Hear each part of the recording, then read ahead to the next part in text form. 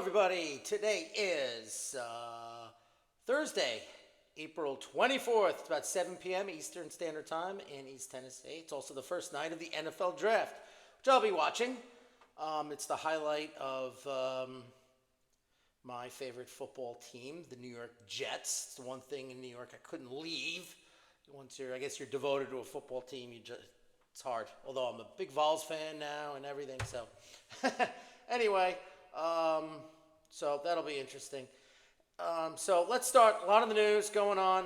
It's really hard to keep up with. But let's start out with judges. More little shithead authoritarians in positions. Okay. Breaking: Judge Landia McCafferty halts push to end DEI in K-12, which gets federal money. Okay, so let me get this straight. The head of the executive, elected and accountable to the people, is the President of the United States. Money's allocated from Congress through the Department of Education and or other sources to then get allocated. The President, as head of the Department of Education, can set policy. Okay? And in that policy, he can control the funds. Just because something is approved and appropriated does not mean that it can go to things that are against the policy that the elected head of the executive branch sets. All right? That's just a simple way it goes. And again, it doesn't matter what he does. Judge. Again, district court judge, which were designed and created by Congress to deal with certain on a temporary basis for a given jurisdiction. This one person who does not support the Constitution, by definition, their ideology is anti-constitutional because it is a specifically federal government limiting document, okay? All right, focusing on federalism and separation of powers, gave all the power to the president within the executive branch because he's the only one that is elected. He can set the policy of that federal department. That policy is saying, we're not doing these policies. End of story. But doesn't matter. We're going to move on. All right, just look at the way they look. We wonder why they are the way they are, right? They had no dates in high school. I'm going to show them society or whatever. Look at her. My God. I think she's from New Hampshire. Next one, moving on. Here's another one, another gem. Justin, D.C. judge. Okay, again, most of these are D.C. court justices, right? Okay, which I don't understand why the capital itself, a jurisdiction of about 800,000 residents, and gets its own district court, its own thing. It's so the deep state can protect itself and go after its others, right? J6 prisoners going after, in this case, protecting themselves, okay? It has no jurisdiction. It is DC is a federal entity created by the states. That's it.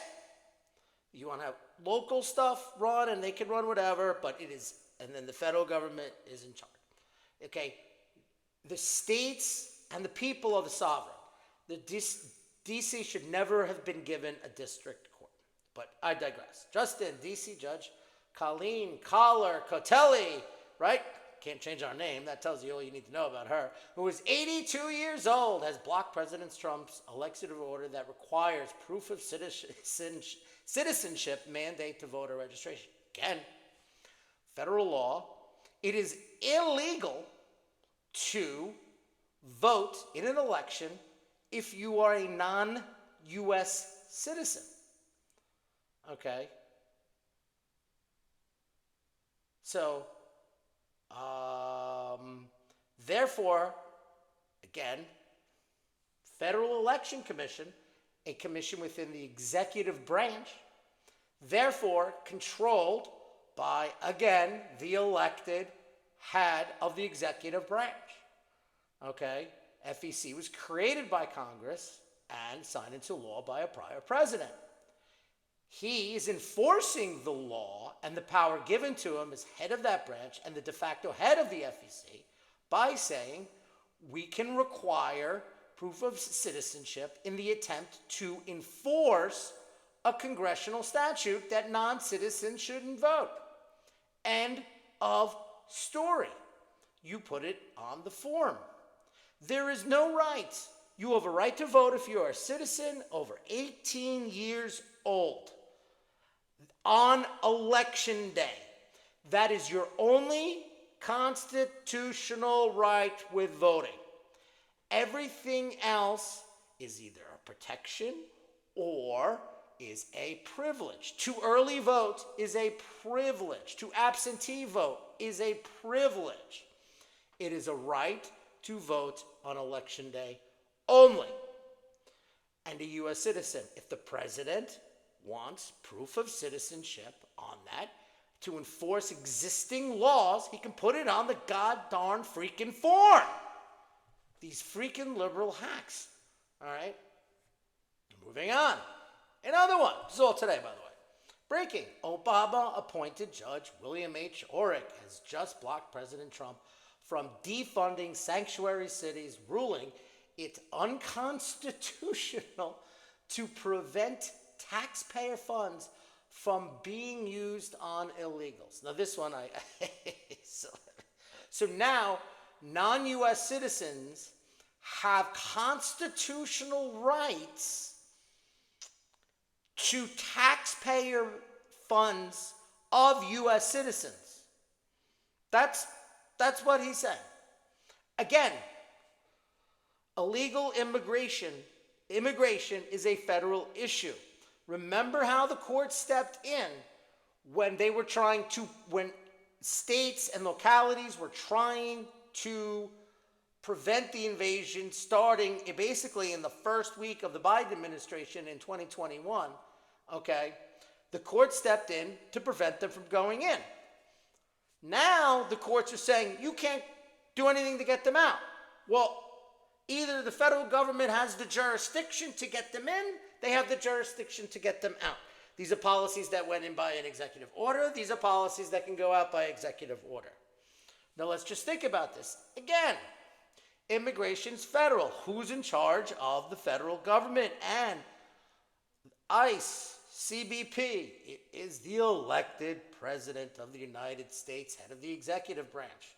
And he, okay, in this case, Donald John Trump, okay, saying states who don't get funds if you're using it for illegals, non-citizens, because these are laws that are on the books, okay?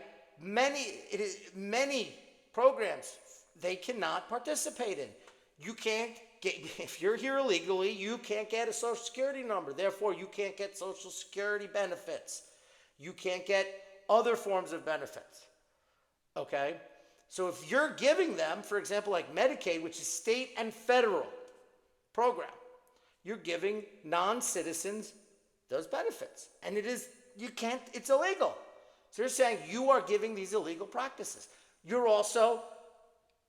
in the schools, okay, illegally.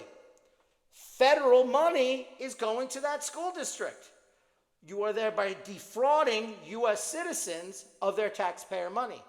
Absolutely has a right to deny this, whatever, because he's looking out for the interests of the taxpayer money and the U.S. citizen, and he's enforcing statutes on the books regarding these federal programs. Also, you receive money from the federal government for law enforcement, for other programs that affect that. If you're not cooperating with federal officials to remove or apprehend these illegal aliens, you don't get the funds. The federal government and the elected head of it can make policy in that position. And he can direct the funds. Because they're appropriated doesn't mean it has to be spent by people and state and local governments that are breaking the law by applying these funds to programs that they're not eligible to and or not cooperating with the federal agents who are trying to make our streets safe by deporting them and to empowering the rights of U.S. citizens and naturalized citizens who immigrated to this country, going through the legal, arduous process. Period. Okay? But you must remember that these people don't care. This is the argument that I'm going to make now. I don't really care what these district courts do anymore. Trump administration, you have an issue with the appeals court, and they put out a good argument, even that goes against you, fine. Or SCOTUS. These just ignore them now. Because if you play the same game as these people, these progressive, globalist, neo-Marxist communists, who don't believe in the founding principles and the U.S. Constitution, and are using their power to block that, you are playing their game. You are giving them credence, and they will win in the end. And if they win in the end, none of this matters, because we will not have the right to vote. We will have a one-party system. You will not have a right to believe in the God you right to believe in. You will not have the rights to send your kids where you want to go to school. You will not have any of those rights. You will not have the right to protect your family. You will not have the right to own a firearm. You will not have the right to decide what medication. You will not have any rights. Okay? Right? What were the rights that the federal government wanted to do to the Biden administration? They wanted you to lose your job if you wouldn't take an experimental gene therapy COVID shot that is unsafe, ineffective, doesn't prevent transmission, doesn't prevent you from getting the contracting disease, for an age group and health class that had no risk from COVID to it. Okay? They wanted that right. And in order to make that right, they had to suppress all the other types of treatments. Because in order for an emergency authorization, that has to be the case for an EO. You have to have no treatments available. Otherwise, you have to wait the 5 years for that study information to come in. That's it. That's a violation of rights. Okay? The executive branch does not have the right to strip you, the individual, of your constitutional rights. But that's what the left wanted to do. What they're trying to do now is strip you of your rights, okay, by empowering people that don't have the same rights as you, being non-citizens and that are here against federal law. So they are, in fact, infringing on your constitutional rights. So this is their mentality. Stop playing the game. Ignore them. And where's the GOP? Well, we impeached them. Impeach is a charge. We're not going to convict them. I know that. But it gives you subpoena power. You can go after their records. You can harass and make them miserable. If these people can sic DAs and the Justice Department and all these offices in Georgia, whatever, to go after Trump, you can find employees to start going after these people. In the meantime, ignore them. Say, we're not done. We're done. You know, look at their financials. What organizations do they know? Oh, make the connected. You're going to see them connected to all these left-wing groups. Be like they're politically motivated. They're out of their scope of power. We will honor the appellate courts, SCOTUS. We are not honoring these district courts anymore, particularly out of D.C. That's it. A judge in New Hampshire cannot make a case sitting there for the whole immigration law. She doesn't have that power. And it's really starting to get annoying. And we're giving credence to that, because if Trump doesn't change this country and put us in the right direction, we're going to have a problem. I'm going to say the hell with it, because if he's not going to do it, I know the Republican Party regular is not going to do it, just to Trump, and maybe Vance after that, whatever, to continue it. But these are locked in. They already have the corporations. They already have the universities. They already have the public school system for the most part. They already have all these institutions, public libraries, go on and on and on, Hollywood, entertainment. Okay? Now they have these lower judges, and they're doing this. You have to play their game or you lose. That's it. Communists want to take over Spain. Franco said no. He fought back. The whites fought off the Bolsheviks. They lost. I would rather not be a white. Okay? I want to win. So that is just my position on it. Enough already. Just ignore. Because if we lose, then there's nothing to defend anymore. So now we have to play their game. They don't care. Why go 100% constitutional on this route, where the goal that your enemy is trying to go is to remove anything that is limiting by the federal government's constitution to empower themselves and their ideology. They'd be very content. One party rule and their policies go. End of story. And if you're in the way, they will remove you. And we know how leftist governments have done that in the past. Don't play the game. Just ignore them and move on. Move on. Get the generals in the military you trust. Get the generals, the colonels, okay, in there. Make sure you have the right law enforcement people. So when you ignore it, they can't try to come back to you in another way. You're all set.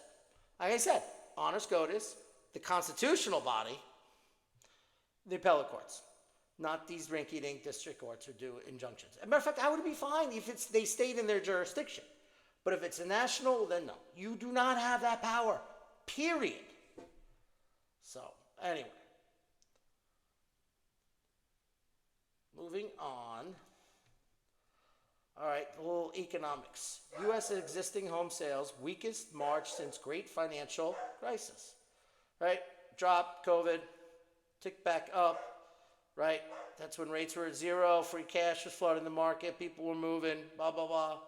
All right, then the inflation came in, rates start to go up, and then existing sales start to drop, right?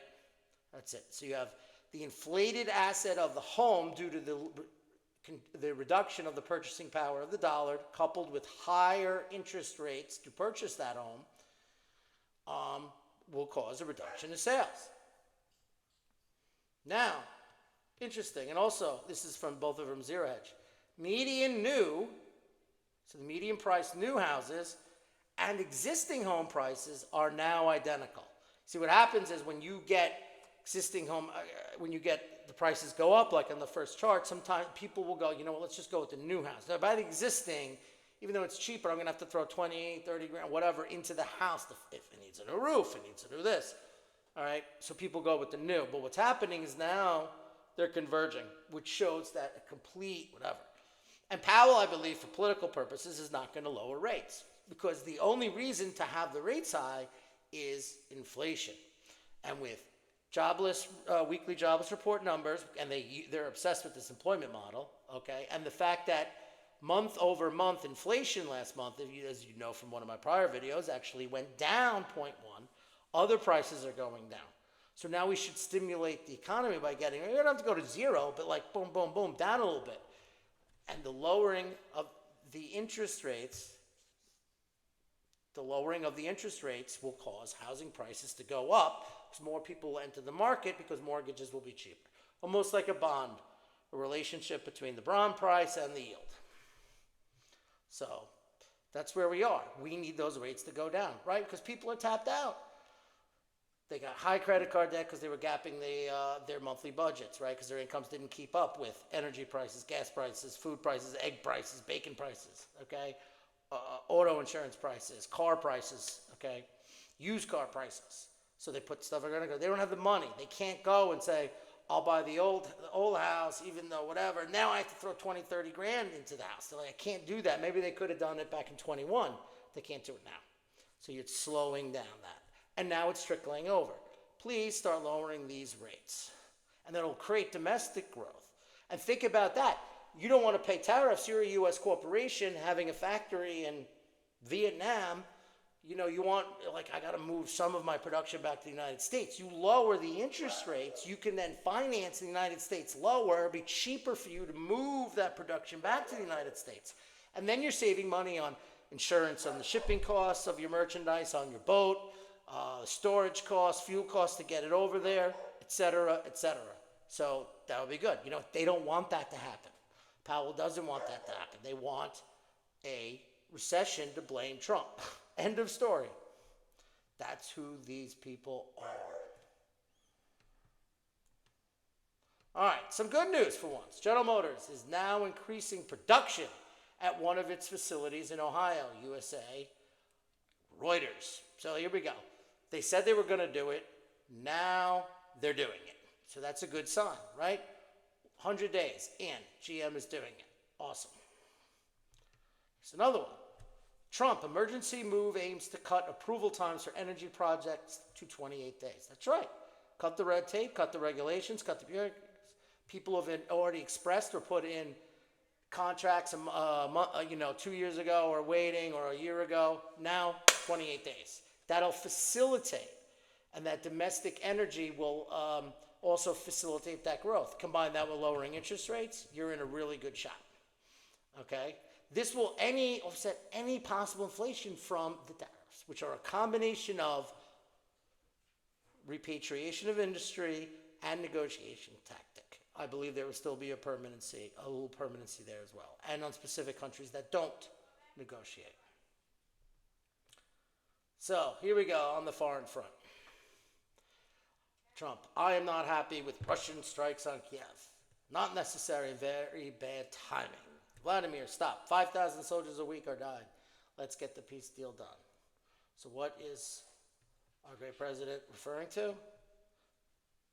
He said missile strikes on the city of Kiev last night. There were Iskander ballistic missiles, which are near hypersonic missiles. I call them near because if they are, they're on the very low end of speed. They're very accurate, and they were pinpoint. Boom. See that one. So what was that about? They are going after, there were several warehouses they were going after. There was also some production, gunpowder production facility, all military targets that were listed and identified by the MOD. So that was that. And they're very accurate. But I want you to note one thing from that video. I want you to note that, where's the air defense? There was none. And that's the capital city. Shows you where the Ukraine's military is, right? You think you put your best air defense around these warehouses? That means what's out in the field in these little pockets? They're all pretty much decimated and gone? Is that why he's begging for patriots? Could be. So, I skipped that. All right, breaking news. Ukraine will have to make some compromises in Russia peace talks. Polish President Andrzej Duda says. Now, Duda's a real big globalist douche, for a lack of a word, but here he is admitting it. Of course they're going to make concessions. What's the Trump plan, right? The key factors of the Trump plan are they're going to recognize Crimea. And he's already rejected Zelensky, right? I was going to put the video to Ukraine or whatever, but he's like, no, it's part of our constitution. It's part of us. I can't say no to that. You're not getting it back. I mean, you're launching 4 to 5 UAVs at Crimea every single day. All right, they're causing minimal problems. You can't get there. You can't get through the lines. You don't have offensive capability. You're just creating a nuisance. You've been doing those actions. It's not coming back. The people are majority Russian. They're happy to be there. Their quality of life has improved, especially since the water started coming back. It's never coming back. You'd have to go through the Novorossiya part of Zaporozhye, Kherson to get there. Not coming back. Second thing is they have to honor basically, Trump says the lines that they have now. Russia's going to ask for the rest of Donetsk and Lugansk. Lugansk's pretty much taken, but Donetsk, yeah, Pokrovsk proper there, Liman, Slavyansk are pretty much the last, and Kramatorsk, those are the last 4 cities of Donetsk, and they're close, they're on their way. Okay, and they're up to operations in Zaporozhye, they're now encroaching in Sumy. So, but basically Trump's proposal is Ukraine recognizes the lines there. And those details, because there are only a few cities, and they're small, are going to be worked out. But at least the framework is there for that bullet point. Then no NATO, okay? Russia's going to want some hard stuff on it because anybody can come in. He wanted in the Constitution some sort of 2/3 vote, and they're probably going to want elections because the next person can say, well, Zelensky couldn't sign it because he was illegitimate because his term expired last May, a year ago. Okay, all right.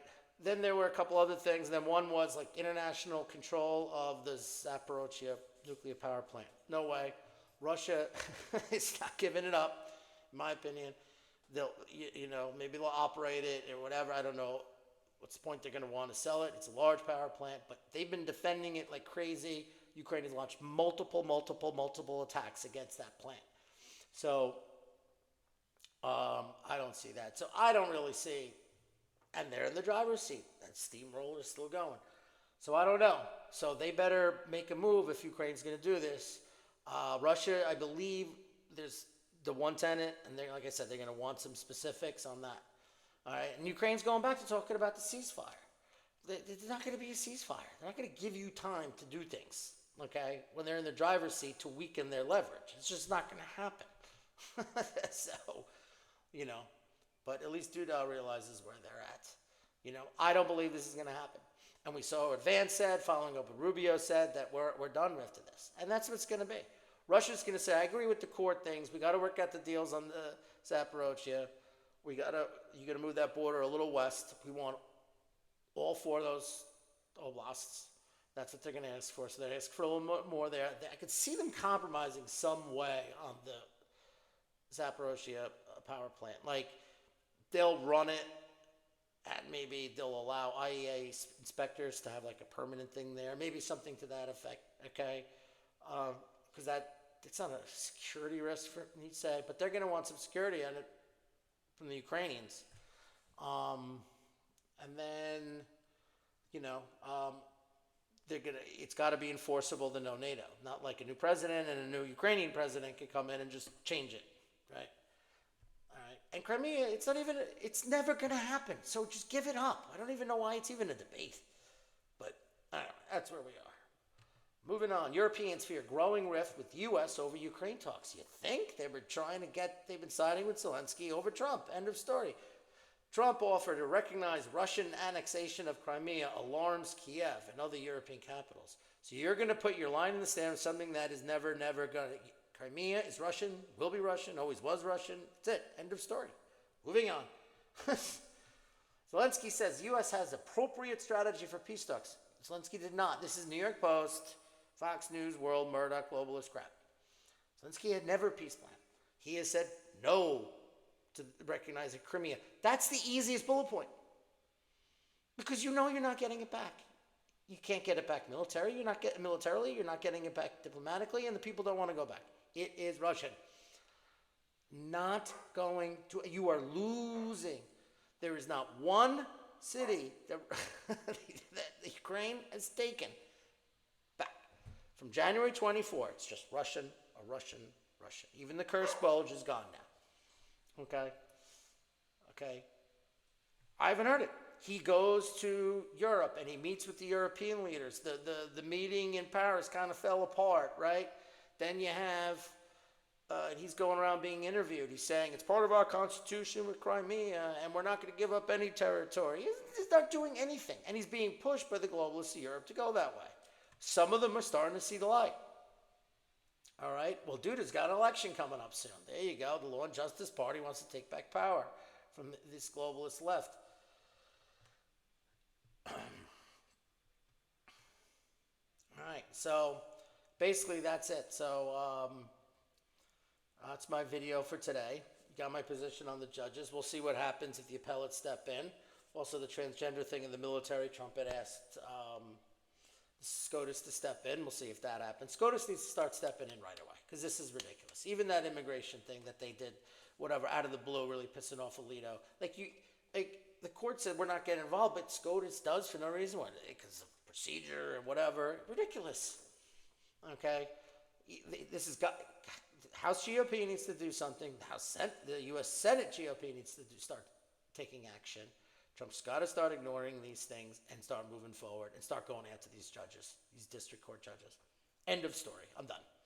The next thing is we're going to keep an eye on what's going on in Ukraine. There's going to be more attacks, more missile strikes. I gave you the warning about the defense system. We'll see what's going on. But I think if Russia thinks that Ukraine's going to say no and not even close, which I think is what's going to happen, they're going to be like, okay, we know U.S. is stepping out. Europe can't fill the void. Russia's going to be like, all right, let's go to the Dnieper. And they're going to start putting more and more pressure on. And I think that's what's going to happen, barring massive Zelensky turnaround. In order for that to happen, that means the British, the French, got to change of heart and whatever. And that's it. So that's the only way it's going to happen. Also, there's some news out with India and Pakistan going on over there. I'm looking into it. Not conflict, but India had a policy about removing Pakistanis from India. I don't really know what's going on there. Yeah, with everything else going on, I have not taken a quick look into that, but I will. So we'll keep an eye on that front as well, see if anything newsworthy comes out of that or just some sort of hiccup. But so I'll be following that over the weekend. And I bet, every day, even on the weekend, we get all these news and so forth. See what happens with these judges. And we got the upcoming elections in Canada on Monday. And then next Saturday is the Australian elections. I'm going to do a preview video on those two. Quick one, just to fill people in on the basics. And that's it. So I hope everybody has a good weekend. I'll be posting to my ex at Patriot Planner 1, on my getter at Patriot Planner. And if you like, and I hope you did this video, please follow, like, and share it. All right, have a great weekend, everybody, and I'll see you soon.